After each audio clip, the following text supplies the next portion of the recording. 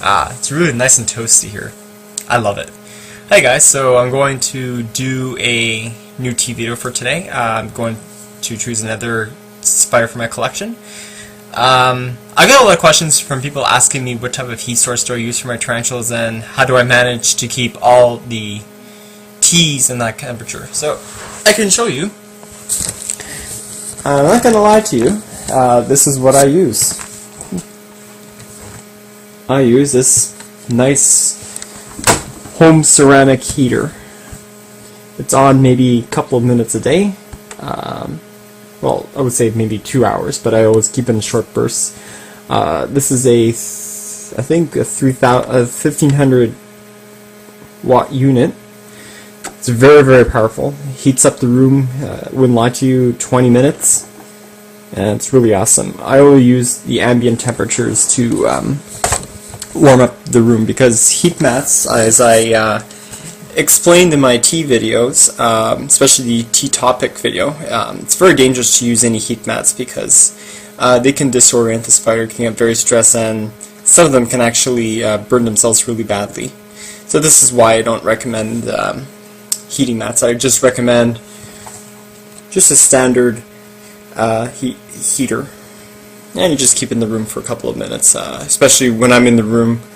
I just keep it on probably like 50 minutes every 3 hours or so. It's really powerful. Okay, so now I'm going to choose another tarantula today. This was a request from Chase, YouTube user 7.62x54. Wants me to film my Avicularia. Okay, and then I'll maybe do a handling video if I can get a chance. Okay, so here's my Avicularia.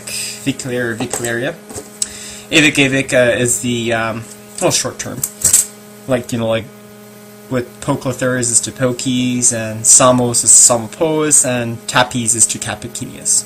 Just a little slang term. People always use them. Okay, so he wants me to film my mature male pinto. So this is Julian. So these are one of the best beginner species. So this is a mature male that you're looking at. I'm just gonna go, hey guy, how are you? He's slow.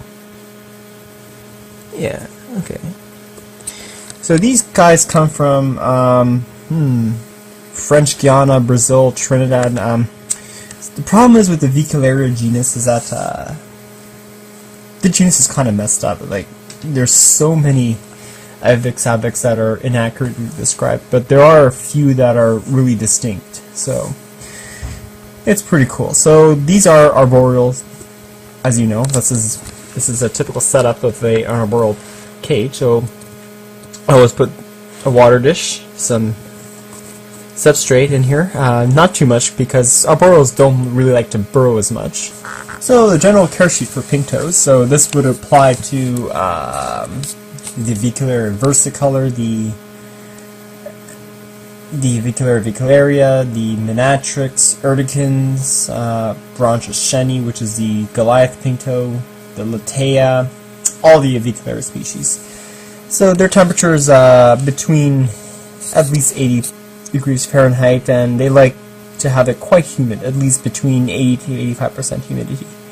So these are one of the most docile arboreals you can actually get. I do have a adult female Avicularia versicolor, but from my experience, she's more prone to biting than pintos are the only New World arboreal to possess urticating hairs.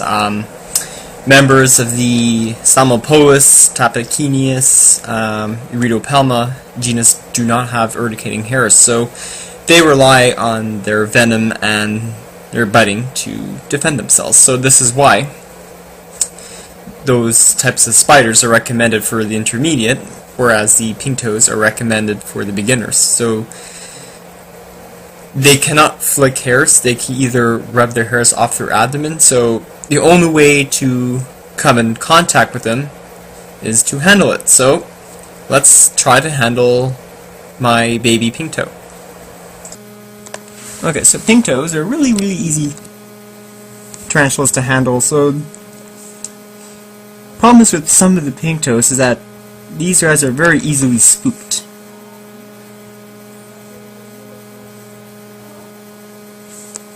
Yeah, so they're really easily spooked. So you really want to not blow at them. Yeah, so you really want to not blow at them when you're trying to handle them.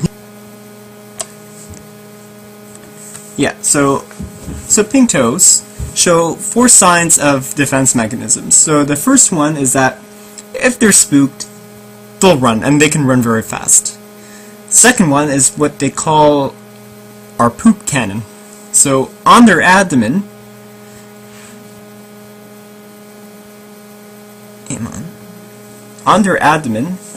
they can actually squirt poop, and with good aim too. And it's really disgusting. The third one is jumping. I don't know if you saw that in my earlier. She can jump pretty fast.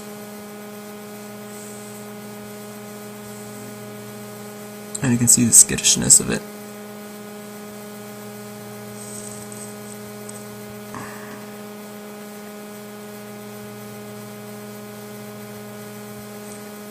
Yeah, so they can run pretty fast. Whoop. So this was my little baby.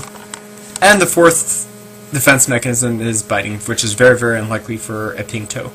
But what you do have to do is you have to keep your hands relatively flat, because they can do exploratory bites. So say that tarantula got suddenly spooked, and if you were to handle it, it probably thinking it's going to fall. So what they'll do is that they'll use their fangs to hook onto your skin just to try to hold on, but they don't really hurt. It's about a pinprick, and no venom is ejected. So those what you call a dry bite.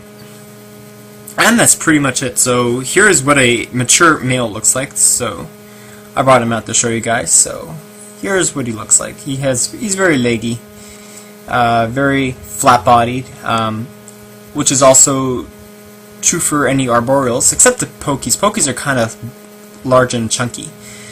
The reason why they're slender-bodied like that is that they live in trees, so they jump from tree to tree. So these guys are less prone to injuring themselves than terrestrials. So arboreals have chemoreceptors on their feet, so on their little toes. So sometimes they don't like the touch of skin, so to them it's kind of walking like on hot coal. So like, no, I don't want you to go. Like that's why sometimes they'll flail the legs like that.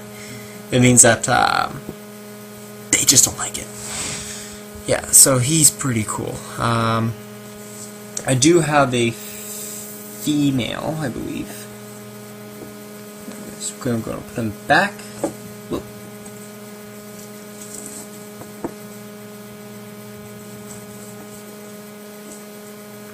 Okay, so here we go. He's cool. I'm not going to handle my female because she is a nervous wreck. So she is right here. And this is Mona. And she's an awesome species. Yep. Alright, so hope you enjoyed it, and peace, guys.